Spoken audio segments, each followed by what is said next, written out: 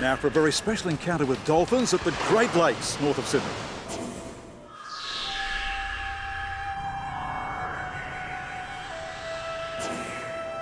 Great stretches of tranquil waterways. Great bushland. Great vistas. They are the Great Lakes, made up of Mile Lakes, Smith Lake and Wallace Lake. It's the most extensive brackish lake system on the New South Wales coast and is the breeding and feeding ground for colonies of majestic black swans. At Hawk's Nest, entrance to the Mile Lakes, pods of dolphins appear every morning.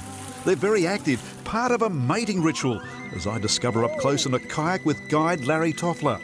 Dolphins, dolphins, dolphins, they're all around us, amazing. It's claimed that we have the biggest colony in Australia. So they're certainly not frightened, they're coming right underneath us in all directions, not tame enough to touch, but not frightened. Well, I tell you, they used to be. I think they're just more used to us being on the river, and they've learnt that we don't mean any harm, we don't interfere with them. They don't interact with us like you would like, but they don't avoid us either anymore. So they just let us, they mingle in with us, and it's very nice.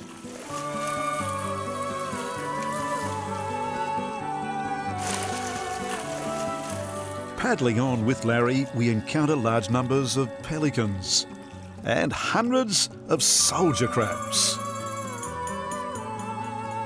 In the bushland surrounding Mile Lakes, you can find sleeping koalas, bush turkeys, and surprise, surprise, dingoes. Who would have thought we'd find wild dingoes so close to Sydney? And yet here they are, scavenging around a camping area, as I discover with eco-guide Christian Patterson. Now you think this dingo's tame? It ain't. If we tried to touch that, it'd bolt. It would bolt, yes. Dingoes are another amazing creature that we have in this national park. It's one of the few places along the New South Wales coast where we actually get them. That's right, you hardly ever see dingoes in New South Wales, and here we are on Mile Lakes, and this dingo scavenging in around this caravan park, camping park. It is scavenging, which is a problem. Normally dingoes are hunters, as you would know, but yeah, occasionally they do hang around campsites like this looking for leftover food. Now we know, you say they're scavengers, we know they've attacked and they've killed Azaria Chamberlain, for instance, a little boy up there on Fraser Island. Are these ones safe? Well, the short answer is yes. If you keep your distance from them and you don't feed them and don't encourage them, they're generally safe. Well, I get the sense that if we were to walk up to this dingo right now, it'd bolt. It most likely would, yes. Now, this dog's in fine form as well. Obviously, a fully grown adult male. He is a young adult male, and you're right, he is in very good condition. Most of them are in good condition because they are getting this extra food as a byproduct of the campers. Now, national parks are tracking them. We can see that through the tag in the ear there. How many have we got here around Mile Lakes?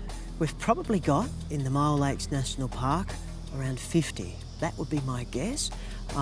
Around the camping areas, at any given time, there's usually about 5 or 6 that you can be guaranteed of seeing.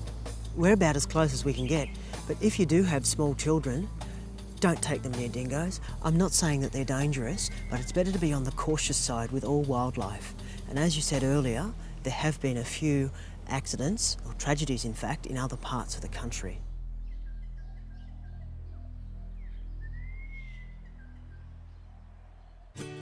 One final experience on the Great Lakes takes us further north to Wallace Lake with Tony Elkins. First, we taste some of the superb oysters growing here. Greg, this is a mate of mine, Mick, one of the local oyster farmers here on the Wallace Lakes. How are you, mate? Yeah. You're right into the oysters. It's something you do professionally. Yeah. No, we love the lifestyle. We love growing the oysters. It's a good game to be in. You got a few samples for us there? Yeah, I've got a few large ones here for you. Yeah, they're really tasty this time of the year. The summer months are probably at their best. They're pretty well in season 8 months of the year here, yeah. Mick, and what about you? How many do you eat a day? I'd eat 3 or 4 dozen a day, I suppose. Yeah, sometimes more. Yeah, I can't stop eating them, mate. They're real nice. We sell Australia-wide. Yep. Yeah. So you find those down in the... Thank you so much. Find them down in the Sydney fish markets? In the fish markets, Brisbane, Melbourne. Perth. They're award-winning oysters from this area. We've even heard reports of them being over in America. They are nice. They're fantastic oysters, they are. Next, we catch one of the huge mud crabs in Tony's crab pots. Greg, as we're coming up to this bubble, if you could just reach over with that hook and lift it up, and it's one of my crab traps, and we'll see whether we've got some mud crabs in it. That's a good sign. And I can see movement in there, I can see life. I can see one damn big, active mud crab there. That's a feast. That's not a bad crab. Feast for a family. That's it. What's your plan, Tony? We're going to catch them now, bring them out. Yeah, we're going to put them on some ice, and that'll put them to sleep for us, and a bit later on in the morning we'll boil up a saucepan and cook them. Wonderful. So, how many traps have you got out? I've got 2 traps out. For today, I put the number of traps out that people are on board the boat. So today we've got the 2 in, and we've done well on this one. How many Ks do you reckon this goes? I think he'd come in at around about a bit over a kilo, maybe 1.2, 1.3 kilos. And that's a tied mud crab. That's how you tie him. Well, then it's my turn. But as you're about to see, things don't go to plan. I'm looking forward to eating this guy. This will be the payoff. Oh, jeez. God, he stopped.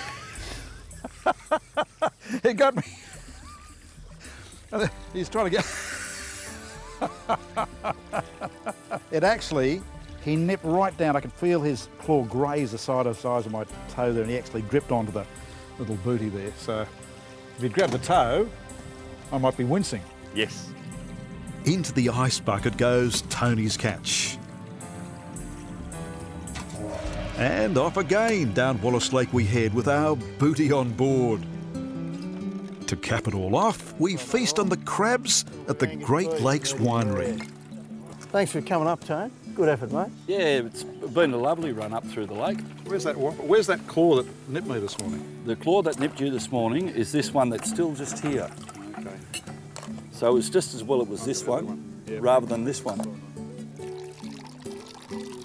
All right, so we've got the best of the region, we've got the best of the muddies you caught this morning, the best of the steaks that you grow, the best of the wine. What is it? What is it about the Great Lakes region?